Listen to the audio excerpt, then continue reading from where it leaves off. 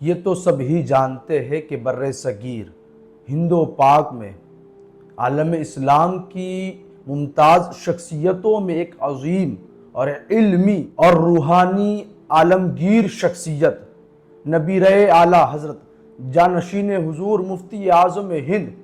حضرت العلامہ فخر جامع ازہر الشاہ مفتی محمد اختر رضا المعروف حضور تاج الشریعہ علیہ الرحمت و رضوان آپ کا اسم گرامی نہایت ہی بلند و مشہور ہے۔ سامعین کرام، مرشدی حضور تاج الشریعہ علیہ الرحمت و رضوان، آج آپ کی شخصیت کوئی محتاج تعارف نہیں ہے۔ دنیا بھر کے اندر آپ نے بے شمار دورے کیے، تبلیغی دورے کیے، آپ نے جگہ جگہ پر جا کر نہ صرف ہندوستان کے کونے میں بلکہ ہندوستان کے باہری علاقوں پر بھی اور ہندوستان کے علاوہ بہت سی دنیا کے بہت سے خطوں میں آپ نے جا کر اپنی ذات کو وہاں پر لے جا کر رسول اکرم صلی اللہ علیہ وسلم کے دین کی تبلیغ پہنچائی ہے۔ پیارے آقا نبی جن علیہ السلام کی تبلیغ کی اشاعت کی ہے آپ نے۔ تو سامعین کرام، ہم دیکھیں گے سیدنا سرکار حضور تاج الشریعہ علیہ رحمت و رضوان کی زندگی کا، ظاہری زندگی کا پہلا تبلیغی سفر کہاں کا تھا اور کیسا تھا۔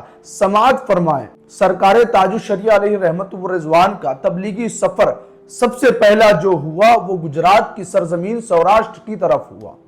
ویسے تو آپ نے حضور مفتی اعظم ہند رحمت اللہ تعالی علیہ کی ظاہری حیات ہی میں آپ نے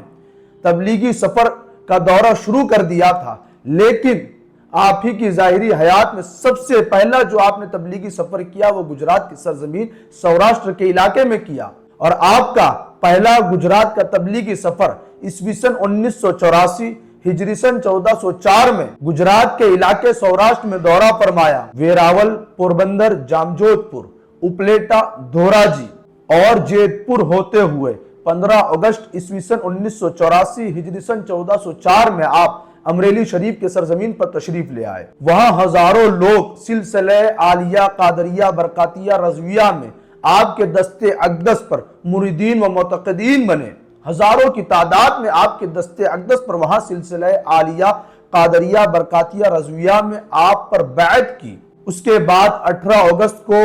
جوناگڑھ کی سرزمین پر بزم رضا کی جانب سے رضا مسجد میں ایک پروگرام رکھا گیا، جس میں امیر شریعت حاجی نور محمد معرفانی صاحب نے حضور ازہری میاں کو تاج الاسلام کا لقب دیا، اور ازہری میاں کو پوری دنیا میں ایک لقب سے یاد کیا جاتا ہے۔ جب بھی اس لقب کو آپ اپنی زبان پر لاؤ گے، ساروں کا دماغ، ساروں کا ذہن بریلی شریف کے سیدی سرکار اعلیٰ حضرت کے پر پوتے پر نواسے حضور مفتی اختر رضا علیہ الرحمت و رضوان پر جا کر ٹھہرے گا۔ تو سامعین کرام، وہ لقب کون سا ہے؟ وہ لقب تاج الشریعہ ہے۔ تاج الشریعہ سیدی مفتی اختر رضا کو یہ لقب کہاں سے میسر ہوا، کہاں سے حاصل ہوا؟ سماعت فرمائیں۔ بالخصوص تاج الشریعہ اور اس جیسے اور بھی بے شمار القابات آپ کو فضیلت الشیخ حضرت العلامہ مولانا محمد بن علوی مالکی شیخ الحرم مکہ معظم اور قطب مدینہ حضرت علامہ و مولانا شاہ ضیاء الدین مدنی رحمت اللہ تعالی علیہ خلیفہ و تلمیذ سرکار اعلیٰ حضرت رحمت اللہ تعالی علیہ، ان جیسی شخصیتوں سے، عظیم شخصیتوں سے آپ کو ایسے القابات میسر ہوئے، آپ کو ایسے القابات سے سرفراز فرمایا گیا۔ شیخ الحرم محمد بن علوی مالکی رحمت اللہ تعالی علیہ، جو کہ حرم کے شیخ، اور قطب مدینہ حضرت شاہ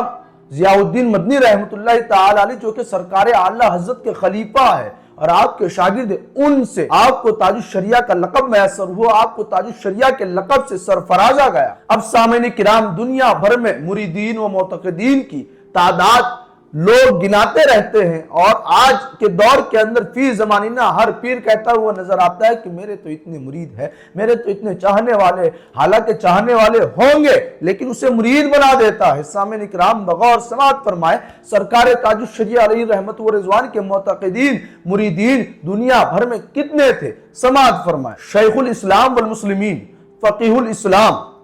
حضرت العلامہ مولانا مفتی اختر رضا ازہری رحمت اللہ تعالی علیہ کے مریدین و معتقدین ہندوستان، پاکستان، مدینہ منورہ، مکہ معظمہ، بنگلہ دیش، موریشس، سری لنکا، برطانیہ، ہالینڈ، جنوبی افریقہ، امریکہ، عراق، ایران، ترکی، ملاوی، جرمن، متحدہ عرب امارات، کویت، لبنان،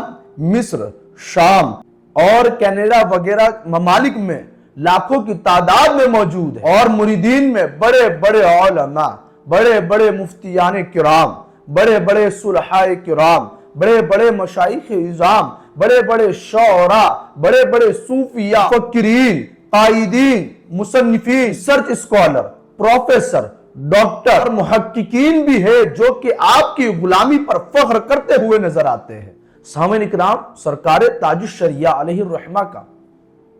مریدین و معتقدین کا ضم غفیر آپ نے سماعت فرمایا دنیا بھر کے اندر، اور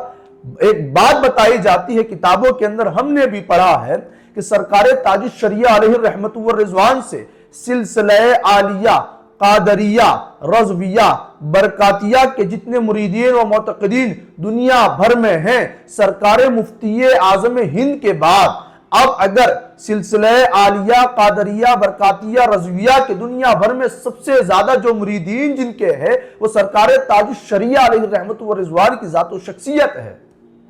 حضور مفتی اعظم ہند کے بعد اس سلسلے کے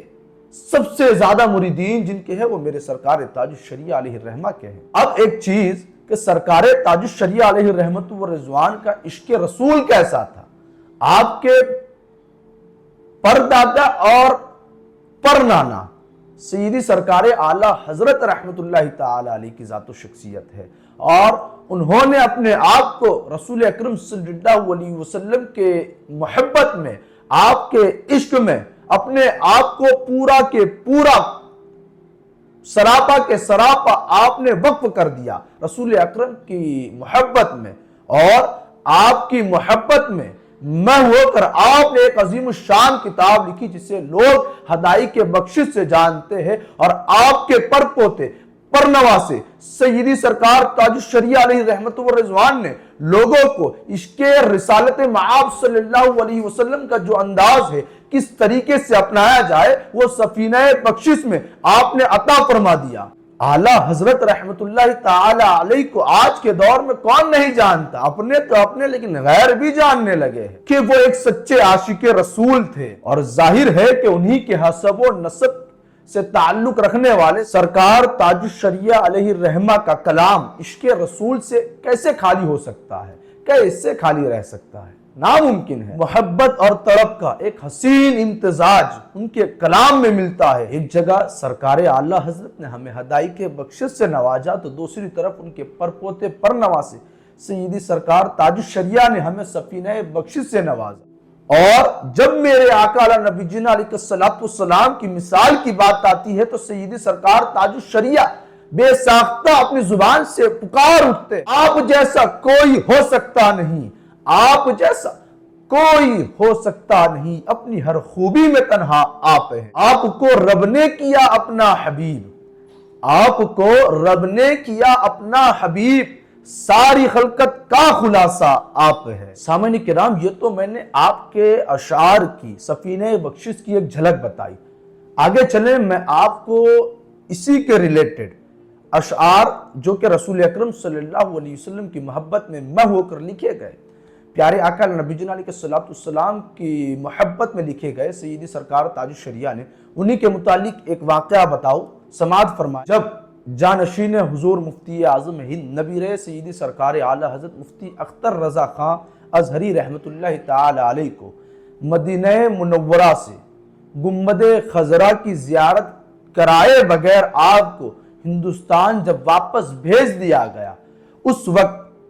حکومت سعودیہ عربیہ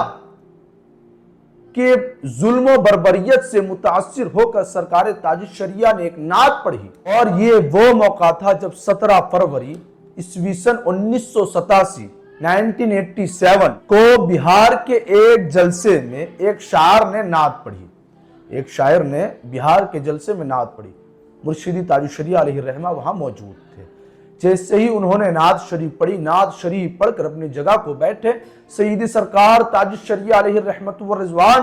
کے زبان مبارک سے آپ نے رسول اکرم صلی اللہ علیہ وسلم کے مدینہ منورہ سے جدائی میں آپ نے 14 اشعار لکھے، وہاں پر اس اسٹیج پر بیٹھ کر فی الفور 7 اشعار لکھے اور 7 اشعار ٹرین میں بیٹھ کر لکھے۔ ٹوٹل اس نعت شریف کے 14 اشعار ہے۔ وہ نعت شریف کون سی ہے؟ سماعت فرمائیں۔ داغے فرقت طیبہ قلب مزمحل جاتا، کاش گنبد خضرا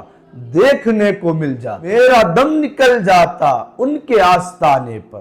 میرا دم نکل جاتا ان کے آستانے پر، ان کے آستانے کی خاک میں مل جاتا۔ حضور تاج الشریعہ فرماتے ہیں کہ موت لے کے آ جاتی زندگی مدینے میں، موت لے کے آ جاتی زندگی مدینے میں، موت سے گلے مل کر زندگی میں مل جاتا، موت سے گلے مل کر زندگی میں مل جاتا۔ دل پہ جب کرن پڑتی ان کے سبز گنبد کی،